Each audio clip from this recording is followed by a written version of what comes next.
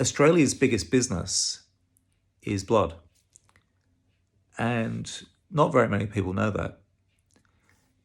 The company CSL, Commonwealth Serum Laboratories, as it was known prior to its privatisation in 1994, they made these blood plasma products.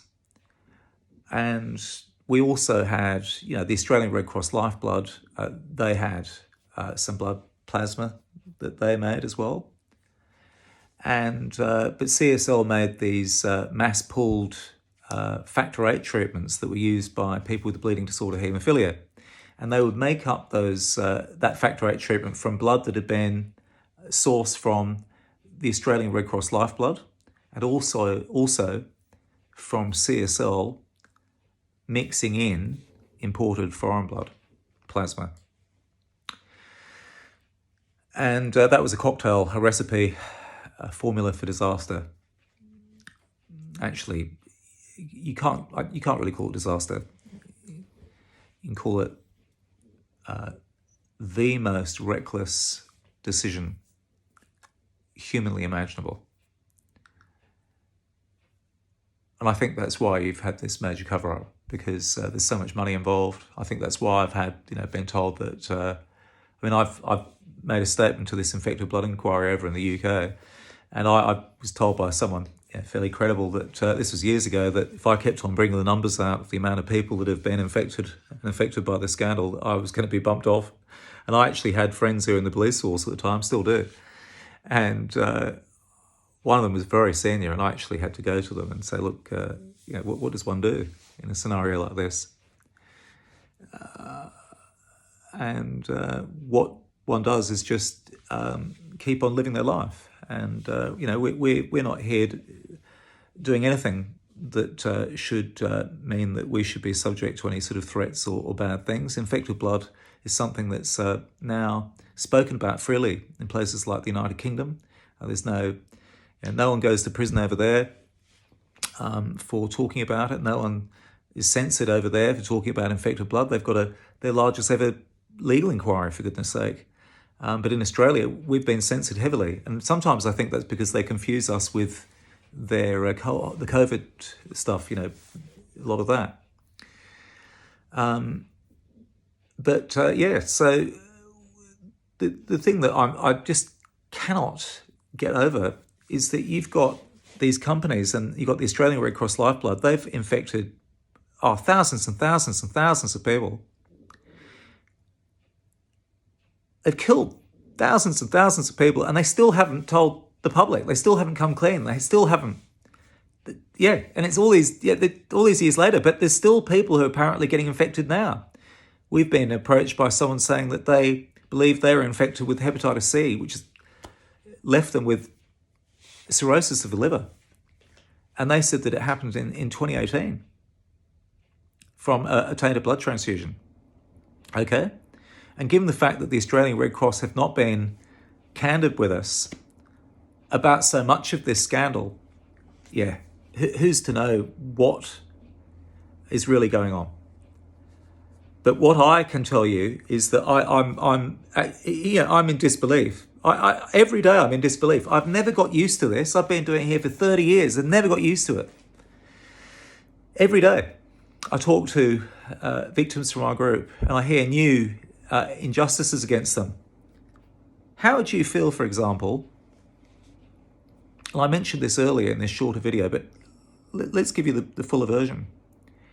How would you feel if you went into hospital and, as I mentioned, it might be for a headache, a sore shoulder, whatever it might be, looking to get some tests done, and in a terrible hospital bungle, you're given an injection in error that was meant for another patient, definitely not you. And you find out that what they injected you with was blood plasma. And then you find out that that blood plasma was contaminated with HIV during the peak of the HIV scare of the 1980s. And then you find out that the way that they made that blood plasma that you should never have been injected with was made through criminal negligence. They were collecting blood from people that they knew in all likelihood to be infected with viruses. They did. They used to advertise for blood plasma donors in sexually explicit publications here in Australia during the HIV scare. We've shared that evidence on our Instagram page. It's also available in the evidence section of infectedbloodaustralia.com, our website. Unbelievable. It is believable it's there, but it's unbelievable that they could do something like that. And then, all these years later, see to it that victims of that criminal negligence, I mean, they were bringing in blood from overseas, mixing it into the blood plasma supply. They were mixing blood plasma from prisoners, people in jails that they should never have collected blood from, and they knew that. They knew that. It was criminal negligence. And yet they did that. They gave this blood plasma and they gave it to these patients. And some of these patients didn't even need this, and they're injected with it. And they've had their whole family impoverished. You know, it's just shocking. And imagine you're in this category, and today, in an effort to try and keep your home, keep your dignity, and stay afloat, you might be 80, 75, 70. You're going without meals because you're just able to pay the bills. And actually you visit food banks. And yet you are injected with something that was meant for somebody else.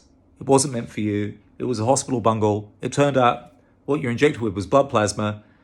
It was made up from blood that came in and was unlawfully mixed in with blood plasma from overseas, or collected and mixed in, because there's thousands of donors sometimes in these products, and they've taken all of these decisions that were absolutely insane, and you now and your family bear the brunt of it.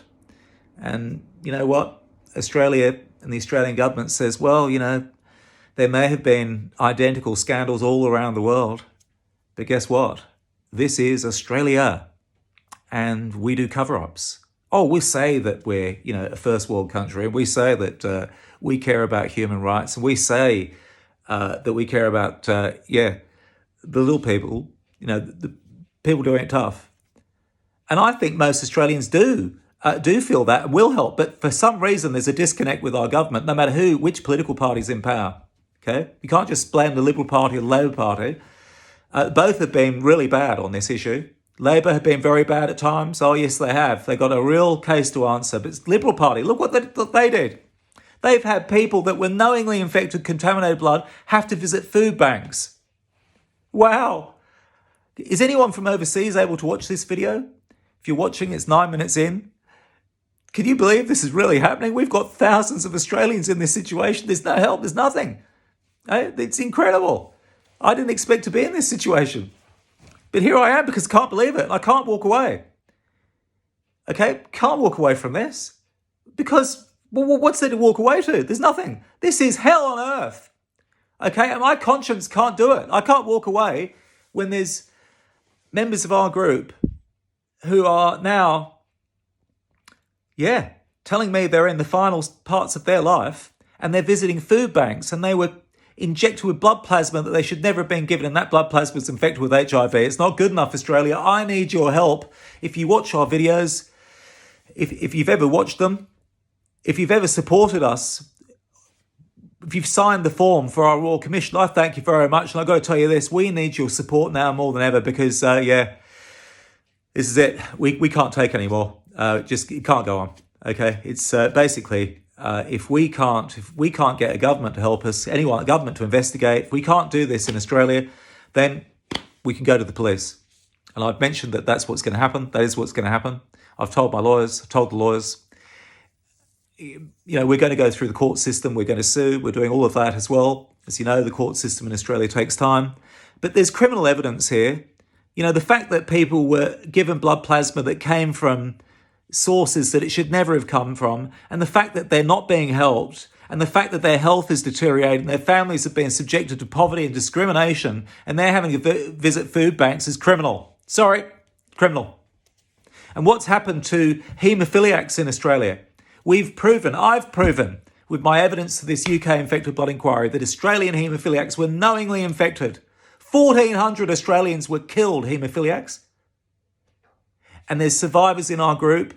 They've got HIV, they've got hepatitis C, that they're absolutely ruined financially.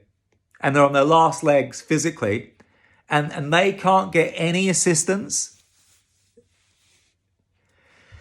Yep. I thank you, because I don't know what more to do. I've done how many videos, the same thing again and again and again. I thank you for putting up with me, frankly. I have to do it because I have to ask people to please support that Royal Commission by clicking on the link in our bio. I have to do it. We need thousands and thousands more. We have to have a Royal Commission. Tens of thousands of Australians have been infected with hepatitis C. It's a deadly virus. It's the leading cause, the leading requirement for liver transplant in Australia. There's so many people out there that still don't know. Everybody needs to know about our group, Infected Blood Australia. I may not be able to run it for longer. We're going to get a replacement. It's all happening. We've recently had a meeting. We've elected wonderful new members. We've got new people now helping, we need any expertise. This is a real resistance here. We're pushing back. We've had enough. We really are. Anything that you could do that could help.